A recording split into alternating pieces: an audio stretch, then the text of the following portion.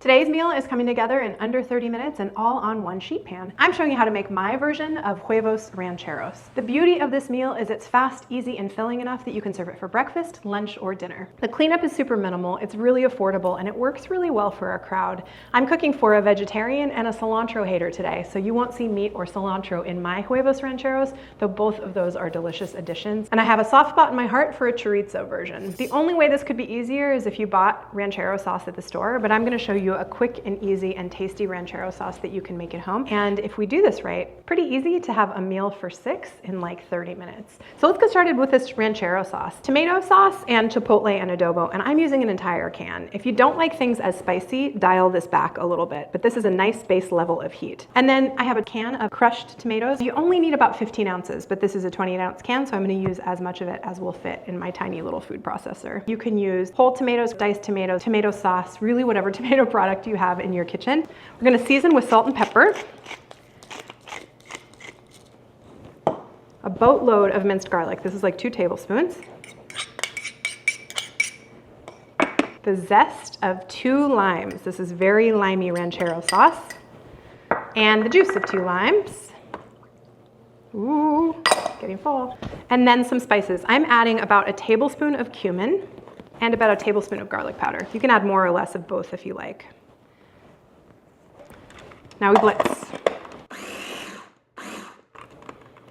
Okay, looks nicely combined. I'm gonna taste it.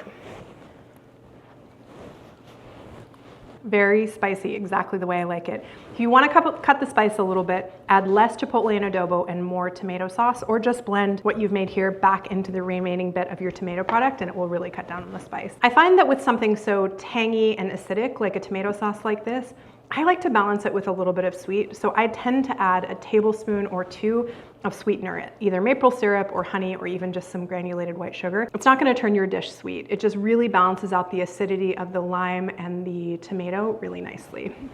So I'm gonna add a couple tablespoons of honey. 1,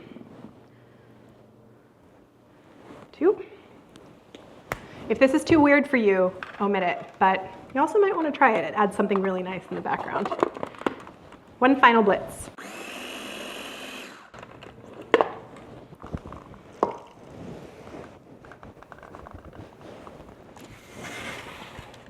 Okay, I just kicked on my broiler, and if you are braver than I am, or if you have the ability to pay attention to more than one thing at a time, you can actually do this step first and broil your tortillas while you're making your ranchero sauce. It makes this even faster, but I have a tendency to burn things under the broiler, so I like to have my sole focus be on that broiler when I'm broiling. So what I have here is the biggest cookie sheet that will fit in my oven. It's 15 by 21-ish, so it's larger than a traditional cookie sheet. And I can fit 12 tortillas on this size of a cookie sheet. If you also want 12 tortillas, which is about 6 servings, but you don't have a cookie sheet of this size, just use 2 cookie sheets. Cover with parchment. I spray the parchment with a little bit of neutral flavored oil, just a very little bit. And this is not because the tortillas will stick, but rather because I want to get them crispy if I can. And then using corn tortillas, I just try to set out 12 of them. They're gonna overlap a little bit, which is fine, and they may crawl up your sides a little bit too, which is also fine. But I do 3 rows of 4, just like that. And what we're envisioning is that each of these is gonna become a little nest for our eggs. We want each to have a nice little bit of real estate, which is why I use my biggest sheet tray.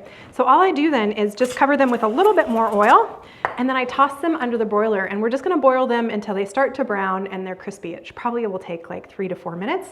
Once we pull them out, we're gonna bump our oven back down to 375 and assemble. Okay, a couple minutes later, and we have some nicely browned and crispy corn tortillas. I like it because they also shrink a little bit. So on the bench in front of me, I have a dozen eggs, 1 cracked already into its own little container. I have some toppings over in this side that you probably can't see: radish, sour cream, some pickled jalapenos. These are the things that are gonna go into the oven on the Huevos Rancheros. So I start with a little bit of pepper jack cheese, add a couple tablespoons of our ranchero sauce, some black beans, tomato, onion. I'll create a little bit of a well in there with a spoon, crack an egg in, and then top with a little bit of cheese. Let me show you how I do it. So I just do a little bit of cheese on the bottom, and I'm trying to use probably about half of this cheese on the first go.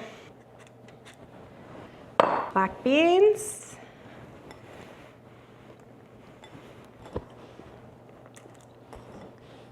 A little bit of our ranchero sauce.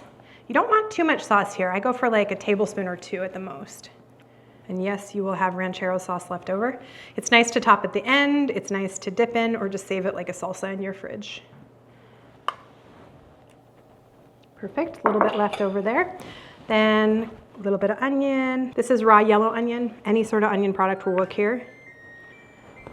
Our oven is now preheated to 375. And then some fresh tomatoes.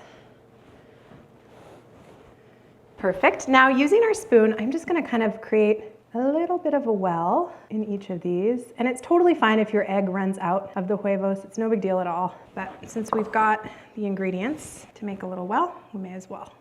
We may as well. Okay, that looks pretty good. So we've got a well in each one. And then I'm just gonna individually crack an egg in each. Perfect. Again, don't worry if some of it rolls out. It's not a huge deal. I like to crack my eggs individually into their own container, just so that I don't have a bad egg and ruin that whole huevo ranchero.